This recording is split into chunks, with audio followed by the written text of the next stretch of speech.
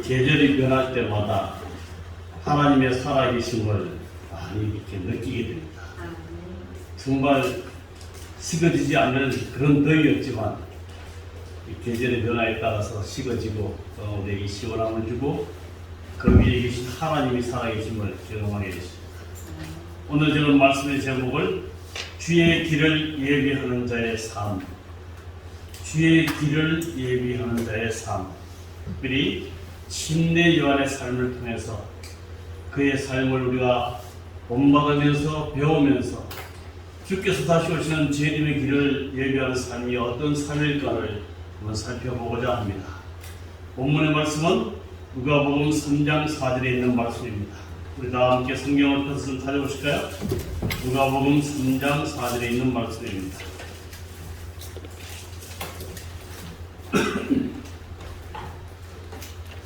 네, 누가복음 3장 4절 제가 말씀을 올리겠습니다. 광야에 외치는 자의 소리가 있어 가로되 너희는 주의 길을 예비하라. 그의 첩경을 평탄케 하라. 이 광야에 외치는 자의 소리, 침례 요한의 소리가 그가 말하기를 주의 길을 예비하라. 그의 첩경을 평탄케 하라. 이 누가복음 3장 4절의 이 말씀을 조금 더 설명하기를 3장 5절 8절에 이렇게 설명합니다. 모든 골짜기가 메워지고 모든 산과 작은 산이 낮아지고 굽은 것이 곧아지고 험한 길이 평탄하여질 것이요. 여기서 주의 길을 예비하며 그의 첩경을 평탄케 하라고 말씀하시면서 골짜기가 메워지고 산이 낮아지고 굽은 것이 곧아지고 길이 평탄해질 것이다. 이런 일들이 언제 있죠?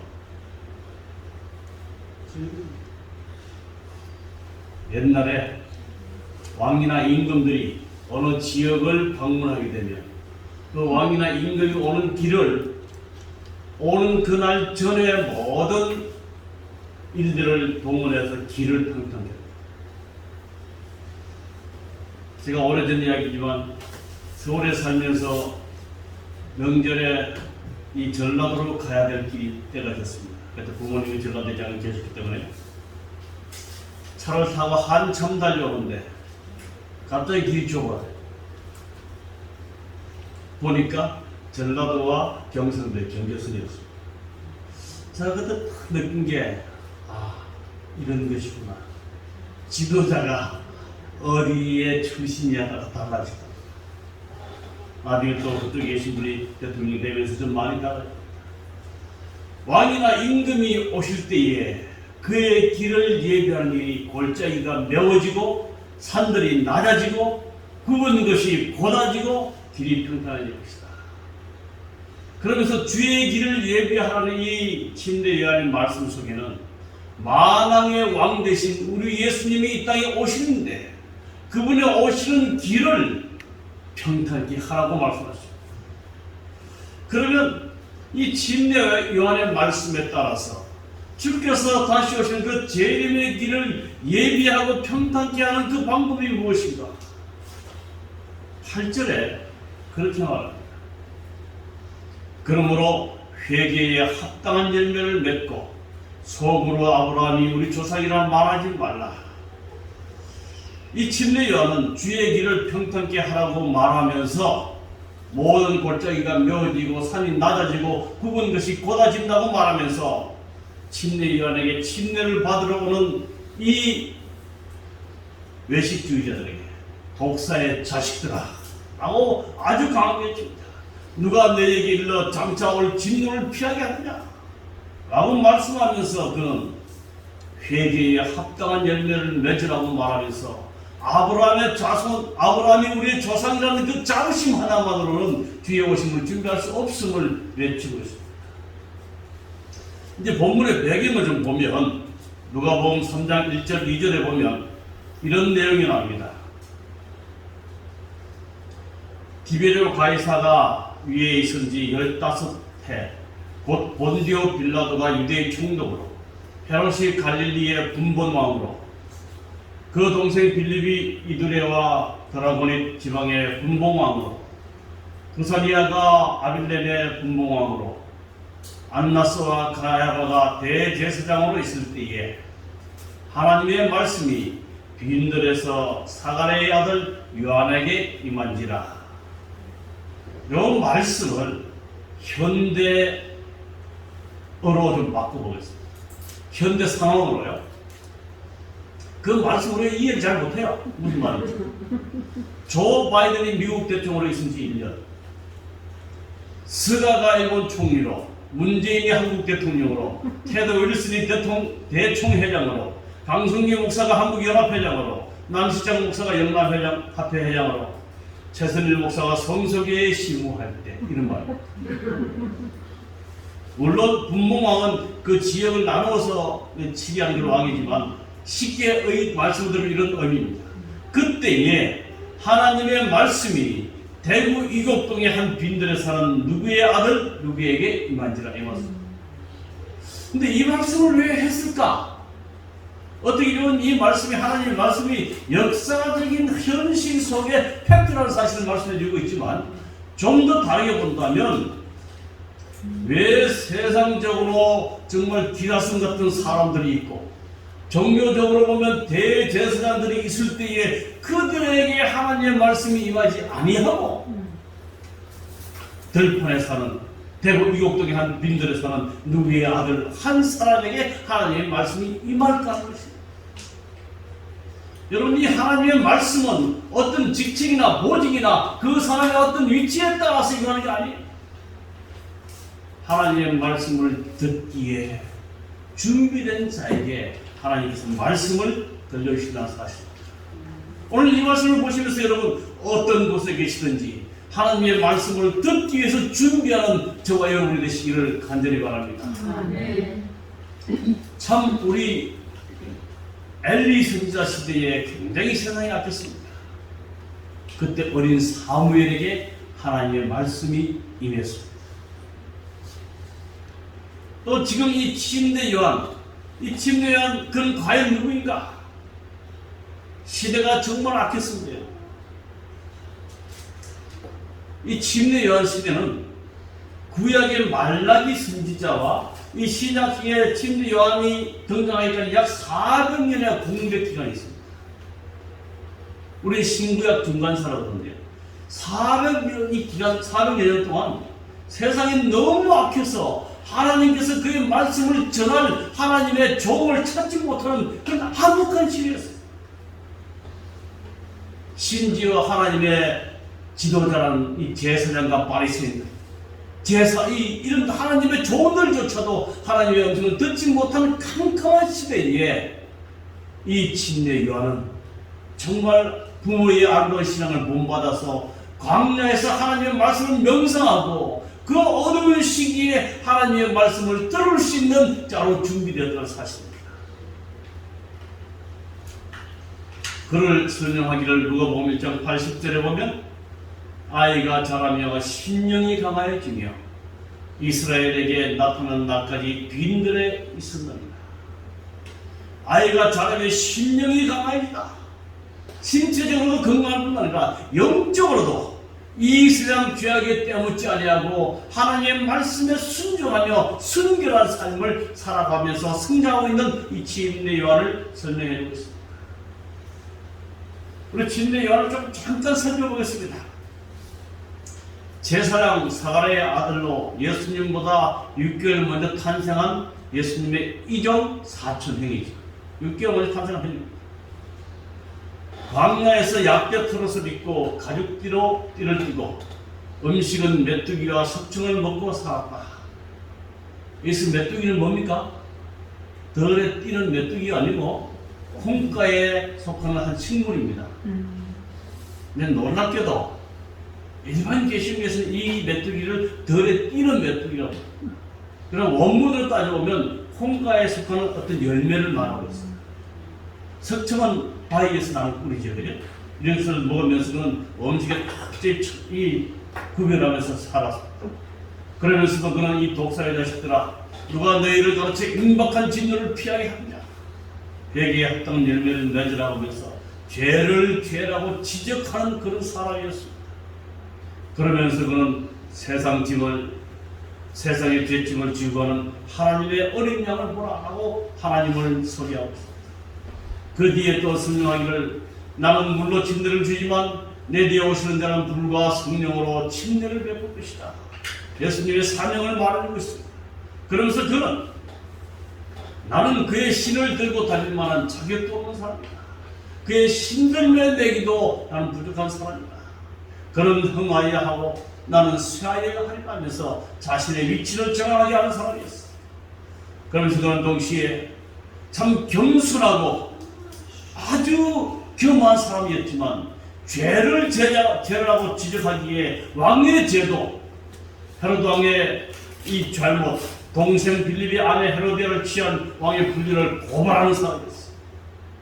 그 죄 때문에 그는 감옥에 갇히게, 그 일 때문에 그는 감옥에 갇히게 되고 이 스탈론의 요청에 의해서 참수형을 당한 선교자입니다. 이 위대한 주의 길을 예비한 이 위대한 선지자가 한 이방 왕의 딸의 생일날의 요청에 의해서 목이 잘려 죽는, 우리 하나님께서 왜 하나님의 위대한 종을 그런 죽음으로 인도하셨을까? 저는 이런 글을 읽을 때마다 소름이 막 치밀어요. 하나님 좀 너무하시지 않습니까? 하나님께서 왜 침례 요한의 죽음을 이렇게 우리 생각에는 흠하게 주는 죽음을 허락하셨을까요?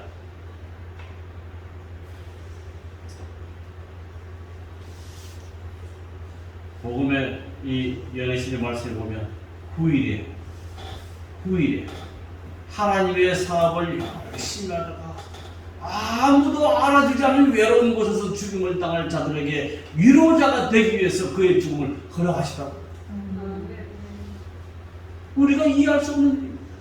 그러나 후일에 정말 주를 위해서 충성하고 헌신하다가 아무도 알아주지 못한 그 외로운 죽음을 당할 그런 자들을 위로하시기 위해서 침례 요한의 그런 죽음을 허락하시다고.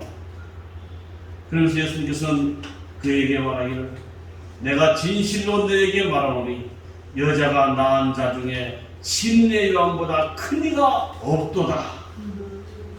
얼마나 위대한 칭찬입니다. 오늘 주의 길을 예배하는 자의 삶을 살았던 이 침례 요한의 삶이 어떤 삶이었는가? 저와 여러분의 삶이 되기를 간절히 바랍니다. 첫 번째, 영적인 소원이 있는 자였다. 시대 소망 102쪽에 보면 우리 같이 한번 읽어보실까요? 시작. 그의 사명의 짐이 그에게 놓여 있었고 그는 외로이 묵상하고 기도하는 가운데 자기 앞에 놓여있는 평생 사업을 위하여 그의 심령을 동이는 데 힘썼다. 사명의 짐이 그에게 놓여있었다. 특별히 평생 사업을 위해서 심령을 동이는 데 마음을 흩어지지 않냐고 정말 무엇을 하나님을 위해서 할 수 있을까? 자기 심령을 동이는 데 힘을 썼다. 여러분, 저와 여러분에게 사명이 있습니까? 그 사명 때문에 이 평생에 내가 무엇을 하고 살아야 될지 그것 때문에 우리 마음을 조아리며 주께 명하다가 기도한 적이 있습니다. 물론 제사장의 아들로 태어났지만 그런 어떤 그런 직책을 뛰어넘어서 그의 사명의 짐에 이렇게 부담을 갖고 나왔어요. 그리고 자기 앞에 놓여있는 평생 사업. 우리 한국에는 은퇴라는 게 있어요. 물론 외우게 됐지만 은퇴는 그 법에서 다 물러나게 돼요. 그래서 저는 다른 분들은 잘 모르지만 이제 은퇴를 곧 앞두고는 은퇴 후에 어떤 삶을 살아야 할까? 그러면서 첫 번째 생각은 선교 사업을 결코 빼먹을 수 없다는 사실이에요. 어떻게 하나님께 선교할 수 있을까? 여러 가지로 고민하고 기도하고 준비하고 있습니다. 우리 영적 소원이 있는 자, 침례요한, 주의 길을 예비하는 자의 삶의 태도는 특별히 영적인 소원이 있는 사람이 되어야 한다. 그러면서 그는 이 한적한 원신처에서 사건들이 전개되는 것을 주목하였다. 그는 성령으로 말미암아 밝아진 통찰력을 가지고 사람들의 특성을 연구함으로 하늘의 기별을 가지고 그들의 마음을 감동시키는 방법을 알고자 하였다. 그의 사명, 평생 사업을 위해서 그가 준비한 것들을 그는 이렇게 표현해 놓은 것입니다. 저는 영화성을 다시 한번 이렇게 깊게 살펴보고자 합니다. 그런 한적한 언신처 광야에서 사건들이 전개되는 것을 주목하였다. 진대 요한 당시 그가 광야에 있을 때 어떤 사건이 전개되었을까? 시대가 정말 악했습니다. 400년 동안 영적으로 너무 깜깜했기 때문에 하나님의 일꾼을 찾을 수 없을 만큼 종교 지도자들까지 다 타락한 것이. 그때 그는 영의 눈을 뜨면서 이러한 영적으로 깜깜할 때 그가 무엇을 해야 할 것인가를 그는 깊이 생각한 사람이었어요. 오늘 우리에게 사건들이 전개되는 것, 특별히 코로나19는 좀 심각한 사건입니다. 여러분, 코로나19를 통해서 우리가 영적으로 어떤 교훈을 좀 받습니까? 정말 거리두기. 저는 그 말을 생각할 때마다 사람과 사람과의 거리두기뿐만 아니라 사람과 하나님과의 거리두기도 지금 코로나19가 만들어내고 있어요. 지금 다시 조금 더 심각하게 숫자가 올라가죠. 4단계 올라가면 예배도 들었습니다. 신앙의 자유와 통제를 받기 시작합니다. 언제 우리나라에서 예배드리는 일을 방해한 적이 있습니까? 한일 일제시대 때 빼어요. 그러면서 통제와 감시가 시작되는 게 코로나19로부터 시작됩니다. 여러분, 특별히 작은 뿔에 눈과 입이 달렸다고 말합니다. 작은 뿔에 달린 눈과 입, 이 눈은 사생활의 모든 것들을 다 통제합니다. 그럼 지금 우리 옛날에 그 시골 생활을 강조할 때는 시골에 들어가서 숨어서 산다고 얘기했지만 지금은 있을 수 없는 일입니다. 우리의 모든 신장이 다 이렇게 드러납니다. 제가 이 선천성 혈압이 있어서 약을 먹는데요. 이제 한 몇 년 됐어요. 얼마 전에 좀 자존심을 가서 약을 끊었어요. 내가 이 약에 의지할 수 있겠어요. 물을 많이 마시고 운동하고. 약을 끊으니까 한 2달 지나니까요. 약을 안 먹는다고 연락이 오고. 내가 깜짝 놀랐어요. 그 어디서 국민의료보험공단이 어디 있어요? 왜 요즘 약을 드시죠? 야, 이거 약 먹는 거야. 정말 우리 어떤 일거수일투족으로 숨길 수 없는 시대에 살고 있습니다. 지금 크레딧 카드, 핸드폰 이 모든 것들이 우리 정보를 다, 우리 심지어 저것들 정보 공개 동의성이 다 체크하잖아요. 그런 것들을 통해서 다 감시를 하고 그리고 다 이제 통제해가고 있습니다. 산불이, 호주의 산불들, 중국의 큰 이 홍수들, 기온 이 상승, 그래서 이 북극 지방의 얼음들이 녹아가지고 이전에 묻혔던 이 동물들의 시체가 녹아가면서 바이러스가 있다고 병균들이 천년년 차원에 있습니다.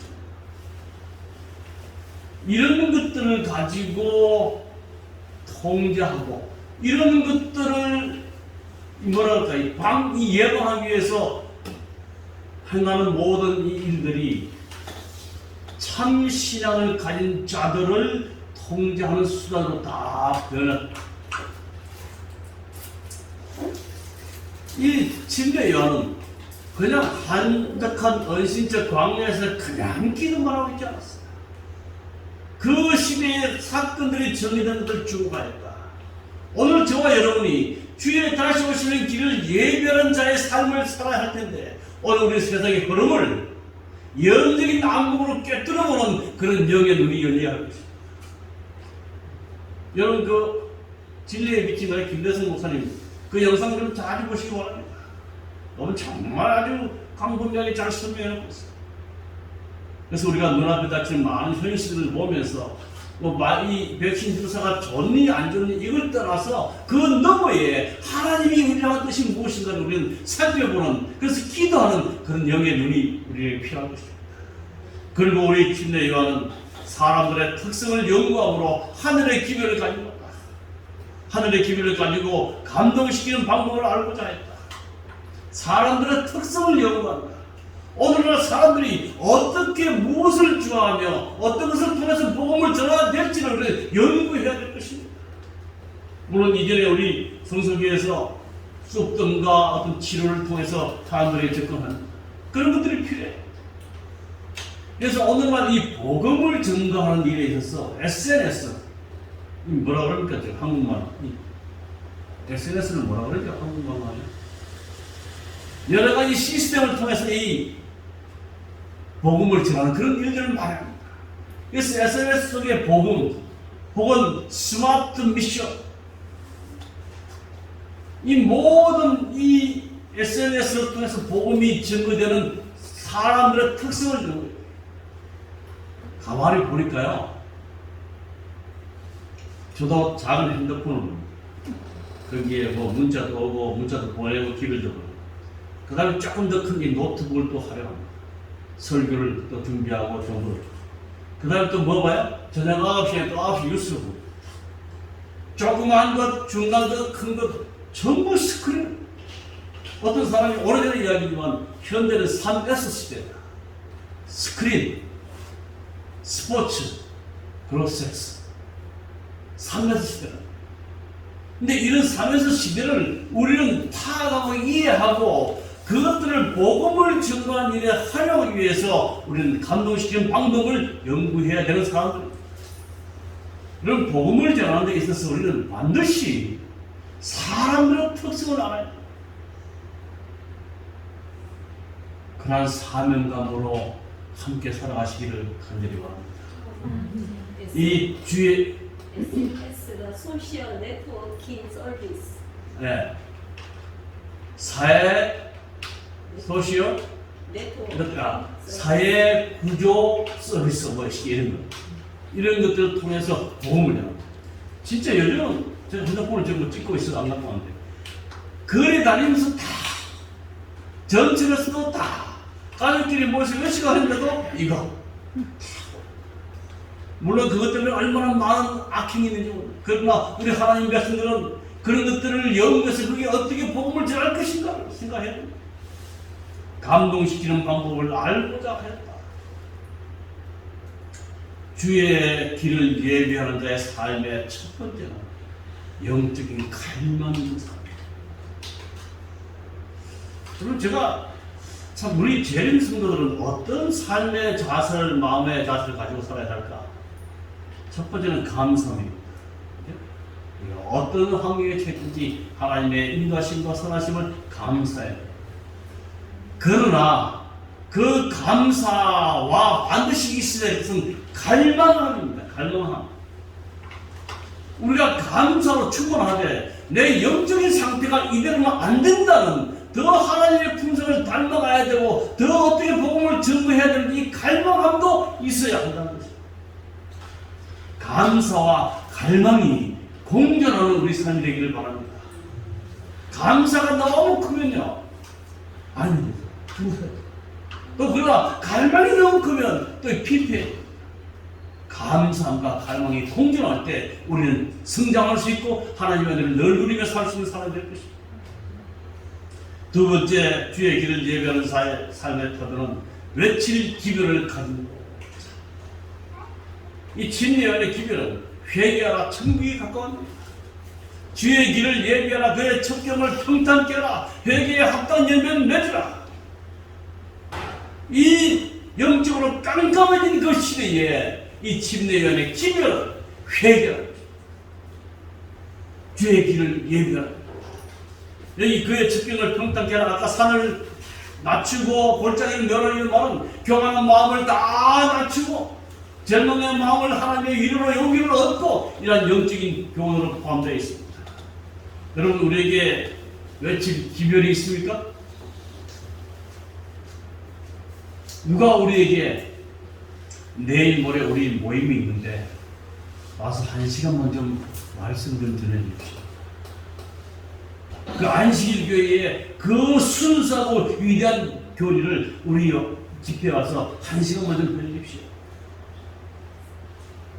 여러분, 이러한 요청을 받는다면 우리는 그들에게 나아가서 정말 외칠 기별입니다.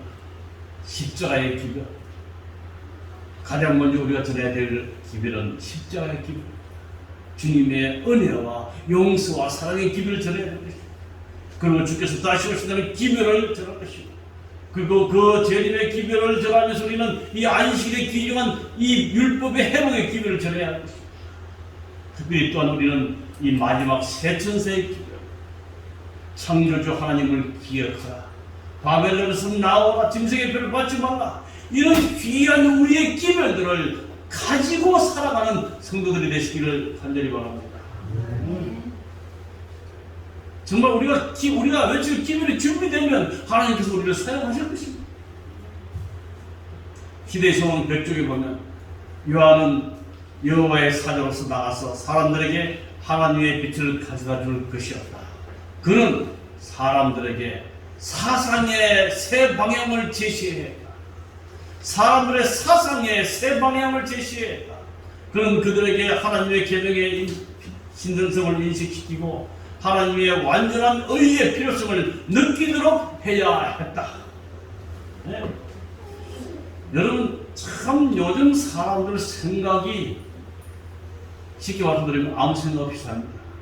그냥 짧고 굵게 이 땅에서 마음껏 즐기고 산다고 생각합니다. 사회의 삶이 없다고 그들은 생각합니다. 그러한 환희와 환락과 이 쾌락의 중심으로 살아가는 사람들에게 새로운 삶의 방향을 제시할 수 있는 우리의 기별이 있어야 할 것입니다. 왜 사는지, 삶의 이유가 무엇인지를 설명할 수 있는 하나님의 은혜가 우리에게 있기를 간절히 바랍니다. 그러면서 연약한 우리 인간들에게 하나님의 완전한 의의 필요성을 우리는 설득해야 할 것입니다. 그래서 에베소서 5장 15절 17절에 보면 그런즉 너희가 어떻게 행할지를 자세히 주의하여 지혜 없는 자 같이 하지 말고 오직 지혜 있는 자 같이 하여. 이 마지막 시대에 어떻게 행할지 자세히 주의하여서 보라고 말하고 있습니다. 그러면서 특별히 16절에 세월을 아끼라 내가 악하니까. 이 세월을 아끼라 이 말은 기회를 놓치지 말아라. 우리가 주님께 더 가까이 나아갈 수 있는 기회, 아니면 죽어가는 자들에게 생명의 복음을 나눌 수 있는 그 기회를 아끼지 말라. 때가 다 되었다고 말하고 있습니다. 그러므로 너희가 어리석은 자가 되지 말고 주의 뜻이 무엇인가 이해하라.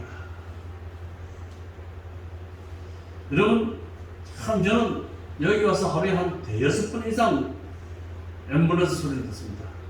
왱왱 하고 나가는데 그 소리를 들을 때마다 그냥 이렇게 넘어가지 않습니다.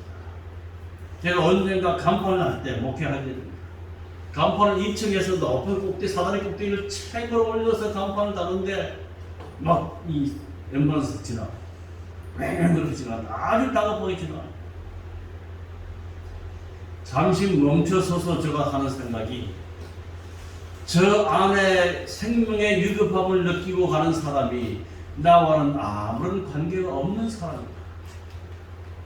혹은 내가 만났다가도, 혹은 만나서 그 사람에게 이야기를 하면서 복음을 전하지 못했던 그런 사람이었는가? 그래서 그런 차소리가 지나갈 때마다 나와는 관계가 없는 사람이었는가? 내가 만나서 복음을 전할 수 있는 사람인데 내가 복음을 전하지 않았다고? 그 사람의 생명과 영생이 나에게 책임이 없는가? 이런 부담감을 많이 느끼게 되었습니다. 특히 대구가 이 메디컬 시티라고 해서 얼마나 병원도 많고 그런 차가 많아. 여러분, 우리는 세월을 아끼고 기회를 놓치지 말아야 할 것입니다. 내가 주님께로 더 나아갈 수 있는 기회를 놓치지 말아야 할 것이고, 주관의 생명이 있을 때에 다가가서 복음을 전하는 그런 기회도 우리는 놓치지 말아야 할 것입니다. 그러면서 주의 뜻이 무엇인가 이해하는 삶을 살아야 할 것입니다. 요한은 유대인에게 하나님 앞에서의 그들의 입장은 그들의 품성과 생애에 의하여 결정될 것이라고 선언합니다. 하나님 앞에서 그들의 입장은 그들이 어떤 말을 잘했든지 그들의 직책이 무엇인지가 아니고 그들의 품성과 생애에 의하여 결정될 것이라고 생각합니다. 믿음을 고백하는 것만으로는 무가치하였다. 그들의 생애와 품성이 하나님의 율법과 조화되지 않는다면 그들이 하나님의 백성이 아는 것이다 라고 종교 지도자들, 타락한 지도자들에게 그렇게 외쳤습니다. 주의 오심을 예배하는 자의 삶의 태도는 특별히 영적인 갈망이 있는 자, 두 번째는 외칠 기별을 가지고 있는 사람, 이제 세 번째 주의 길을 예배하는 자의 삶의 태도, 세 번째는 외친 기별대로 사는 사람. 신의 소망 101쪽에 보면 요한은 개혁자로 설 것이다. 그는 그의 절제의 생애와 검소한 의복으로 그 시대의 부절제를 책망해야 했다. 때로 제가 목회자이지만 실망할 때가 있고 시리에 빠질 때가 있습니다. 그때 그러한 때로부터 이겨낼 수 있는 힘이 물론 하나님의 은혜지만요, 자주 그때마다 나는 성도들에게 이렇게 외쳤는데 왜 현실적인 내 삶은 외친 대로 내가 이겨내지 못할까? 그 생각을 하면 굉장한 힘이 나요. 우리 성도들에게 이렇게 어려움에서 이겨내라고 말씀했고 이러한 절망 가운데 이겨낼 수 있다고 말씀하면서 왜 난 그렇게 하지 못한가? 하나님, 내가 외친 말씀이 내 삶에 임하게 해달라고 기도하면서 일어설 때가 종종 있습니다. 외친 기별대로 살아야 될 삶, 주의 오는 길을 예배하는 자가 될 것입니다. 특별히 요한은 믿음으로 구속주를 바라봄으로 자기 희생의 경지에 도달했다. 그는 사람들의 이목을 자기 자신에게 이끌려고 하지 않았고 그들의 생각을 높고 더 높은 곳으로 끌어올려 하나님의 어린 양을 주시기에 이르기까지 힘썼다. 정말 기별대로 산 사람입니다.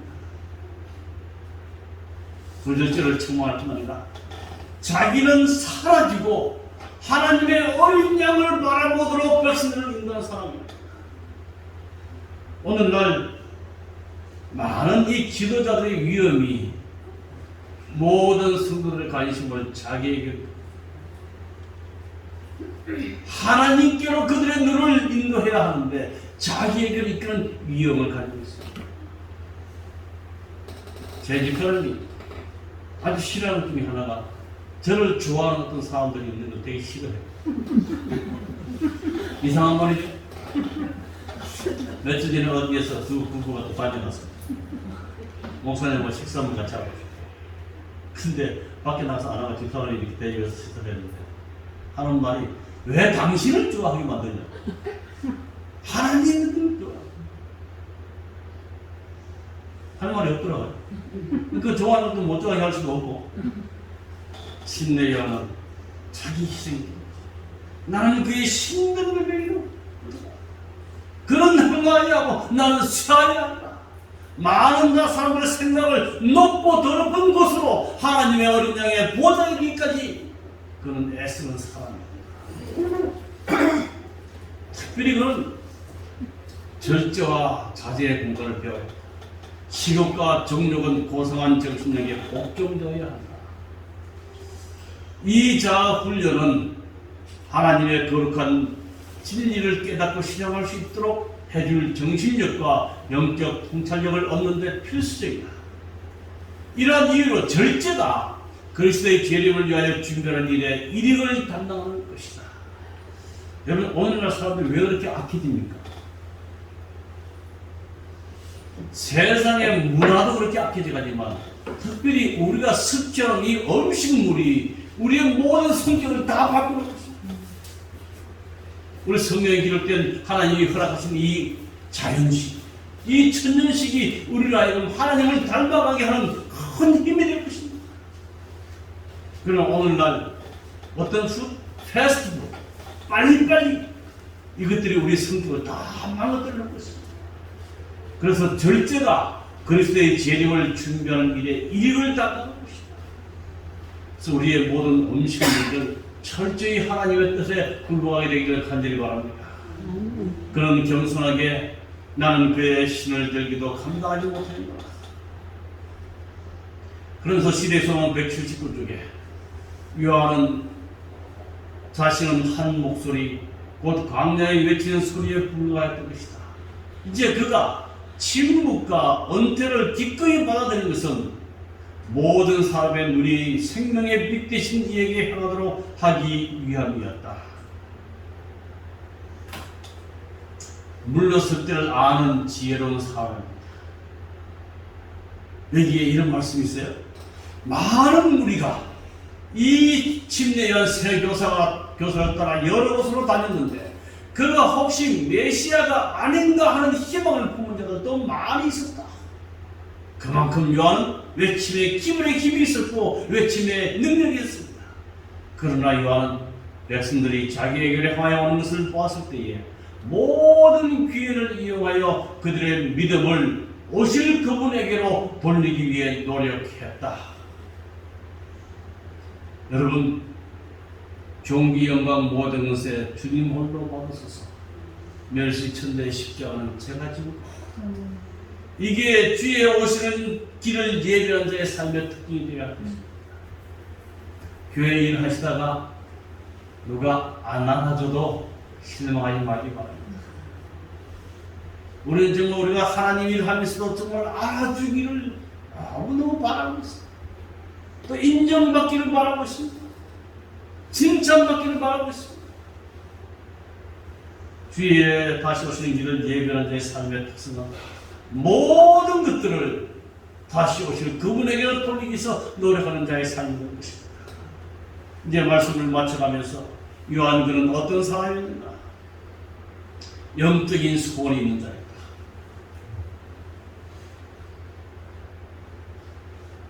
우리는 어떤 소원이 있습니까? 주님 외칠 기별을 가진 자입니다. 제 말씀을 기억하십시오. 여러분 이웃의 어떤 구역반에서 우리 교회가 아닌 다른 데서 모임을 갖다 갑자기 말씀을 맡은 자가 오지 못한다고 해서 우리에게 요청할 때에 그들에게 가서 전할 기별을 가지고 준비하고 사시기 바랍니다. 그리고 요한은 기별대로 사는 사람이었다.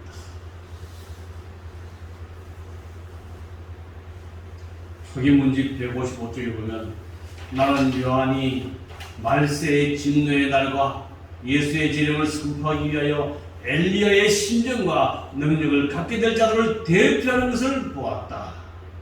요한이 주께서 다시 오시는 그 가까운 날에 엘리야의 심정과 능력을 갖게 될 자들을 대표하는 것이다. 쉽게 말하면 요한과 같은 그런 삶을 오늘 이 마지막 시대에 우리도 살 수 있다고 말하고 있습니다. 엘리야의 심정이 어떤 것입니까? 우리는 요한을 오늘 공부하면서 그 요한의 심정이 어떠한가를 엘리야의 심정으로 말씀해 주시는데 엘리야의 심정, 엘리야의 능력의 비밀은 엘리야의 심령에 있습니다. 그 심령이 하나님과 연결되어 있었기 때문에 하나님께서는 그에게 능력을 부어주실 수 있으셨다. 그 뒤에 말씀입니다. 하나님의 관심은 우리의 능력이 아니다. 그것은 그 능력은 하나님께 무한한 것이기 때문이다. 구속의 전 역사를 통하여 하나님께서는 한 번도 사람들에게 자격이나 조건이나 능력을 갖추라고 요구하신 적은 없다. 그러므로 오늘날 우리에게 필요하고 우리가 구해야 할 것은 엘리야의 능력이 아니라 엘리야의 심령이다. 그것은 곧 영성이다. 깨끗한 마음, 깨끗한 그릇만 사용하십니다. 그럼 오늘날 우리가 이 주에 오시는 주의 길을 예비한 자의 삶을 살기 위해서 우리에게 꼭 필요한 것은 엘리야의 심령입니다. 주님의 영성입니다. 깨끗한 마음을 우리가 담고 살아야 한다는 사실입니다. 우리는 흔히 주의 사업에 능력이 부족하다. 내가 말을 하지 못한다. 가방끈이 짧다. 그러나 우리 주님께서는 능력은 아무것도 관계가 되지 않는다고 말씀하셨습니다. 하나님의 능력은 무한하시기 때문에 우리에게 필요하고 우리가 구해야 할 것은 엘리야의 능력이 아니라 엘리야의 심령이다. 마치 침례 요한의 심령처럼 영적인 소원이 있는 사람, 저녁 기별을 가지고 사는 사람들, 기별대로 사는 사람들, 이러한 심령을 우리 주님께서 요구하고 계신다는 사실입니다. 누군가가 엘리야의 심령을 얻을 것이다. 여기에 누군가가, 이 말은 저와 여러분이 될 수 있음을 이야기합니다. 요한은 그리스도의 초림을 위하여 길을 준비하므로 주의 재림을 위하여 백성들을 준비시킬 자들의 한 표상이었다. 같이 한번 읽어볼까요? 시작. 사람들은 방법을 찾고 있지만 하나님께서는 준비된 사람을 찾고 있다. 사람들은 저런 방법을 찾고 있고, 근데 하나님께서 구하시는 것은 정결한 심령을 가진 준비된 사람을 찾고 계십니다. 사랑하는 우리 성석의 성도 여러분, 이 마지막 시대의 흐름을 잘 바라보는 정말 영의 눈을 가지고 사람들에게 접근해서 그들이 좋아하는 것이 무엇인지를 우리가 잘 파악해서 복음을 전가하기 위해서 정말 노력하고 기도할 때에 하나님께서 우리에게 길을 열어주실 것입니다. 하나님의 은혜로 심령이 정결케 되고 또한 하나님께서 주신 지혜로 사람들에게 나아가 복음을 전할 방법을 찾고 있는 사람들은, 그러한 사람이 이 마지막 시대에 주의 길을 예비하는 자라고 우리에게 말씀해주고 있습니다. 하나님께서 찾고 계시는 준비된 사람, 저와 여러분이 되시기를 간절히 바라면서 오늘 말씀을 마치겠습니다. 우리 다 함께 일어나셔서